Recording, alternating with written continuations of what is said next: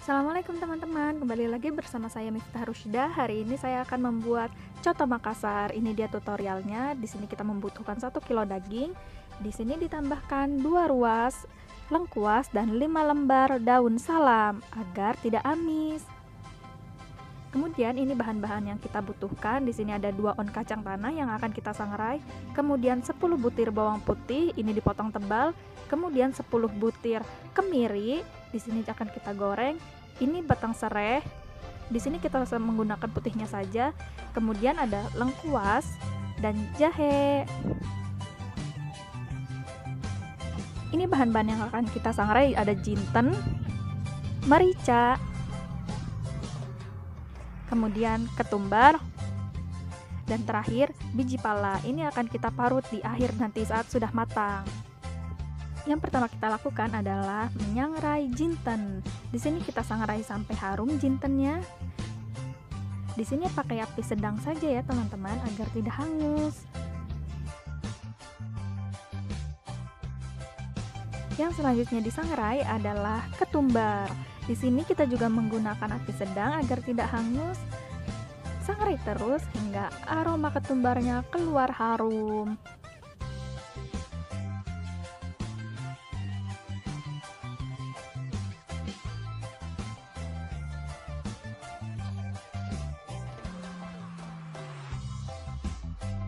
Nah, ini bumbu terakhir yang kita sangrai adalah merica.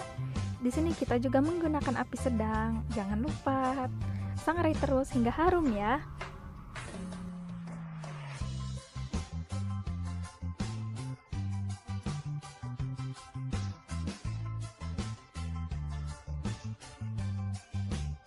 Jika sudah, ketiga bumbu yang kita sangrai tadi ini bisa kita haluskan. Di sini boleh di blender ataupun diulek, tapi saya di sini memilih diulek karena konon katanya jika diulek aromanya lebih keluar.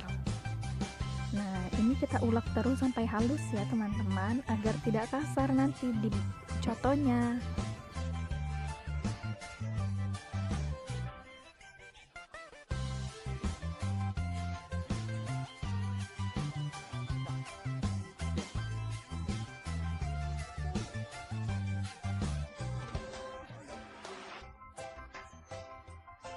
Jika sudah halus, bisa disimpan dulu agar nanti bisa kita tumis bersama bumbu yang lainnya.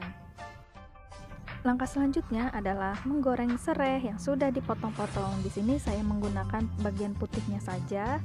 Ini digoreng hingga berwarna kecoklatan ya teman-teman. Ini aromanya harum sekali.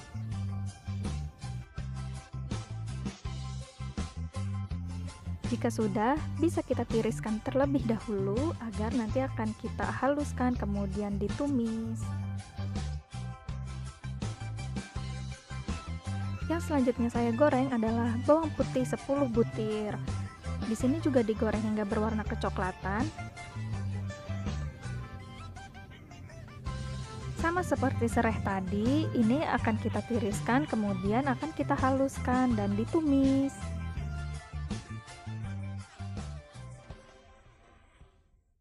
Selanjutnya yang saya goreng adalah 10 butir kemiri. Di sini juga akan saya goreng hingga berwarna kecoklatan seperti yang tadi ya. Bumbu terakhir yang saya goreng adalah jahe dan lengkuas. Di sini kita juga akan goreng sebentar saja hingga berwarna kecoklatan. Selanjutnya, bumbu yang sudah kita goreng tadi bisa langsung dihaluskan menggunakan blender, lalu kita tumis. Nah, ini saya akan menumisnya dengan sedikit minyak saja. Kemudian jangan lupa masukkan bumbu yang sudah diulek tadi ya. Ini ditumis hingga berwarna kecoklatan dan bumbunya matang. Jangan lupa sampai harum.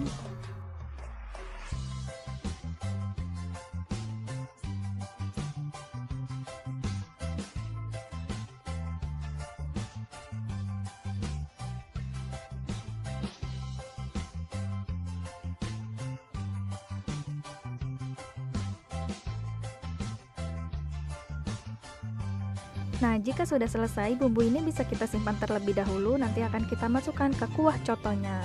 Selanjutnya yang akan saya lakukan adalah menyangrai kacang tanah.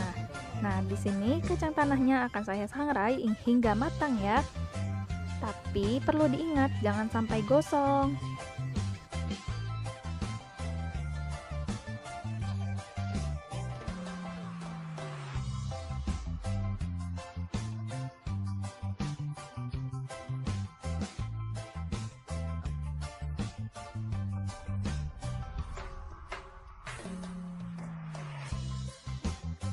Ketika menyangrai kacang tanah ini bisa kita gunakan api besar, namun perlu diingat harus sering diaduk ya, agar tidak gosong.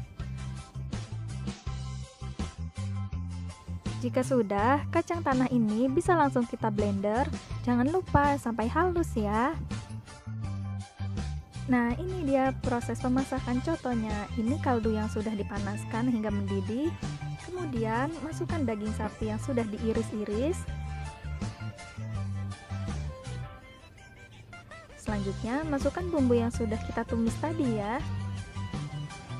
Pelan-pelan ya, agar tidak kecipratan. Ini bisa kita aduk perlahan. Kemudian, bisa kita tambahkan kacang tanah yang sudah dihaluskan tadi.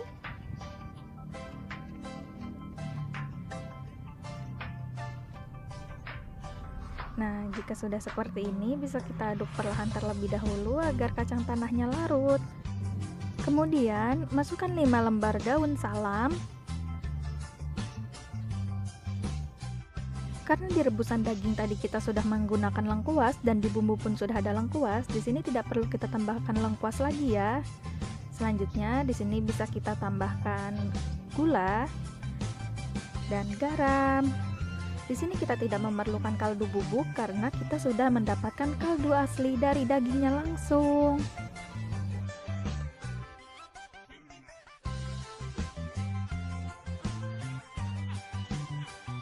Kemudian jangan lupa tambahkan biji pala. Ini saya masukkan biji pala yang sudah diparut. Nah, jika sudah mendidih, berarti ini sudah selesai dan bisa langsung disajikan. Enak banget ya dinikmati pas musim hujan kayak gini. Yummy. Nah, ini dia opsional. Di sini saya tambahkan topping bawang merah goreng. Nah, ini dia hasilnya, coto Makassar ala Miftah Rusda Nabila. Jadi ini kita aduk, kita cobain, ambil.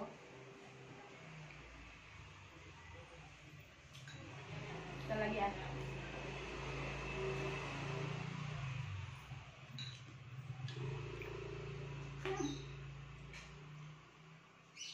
Nggak tahu sih mau nilai enak apa enggaknya, kan soalnya kan belum pernah nyobain coto. Ini baru pertama kalinya. Jadi ya kayak soto. Enak nggak enaknya?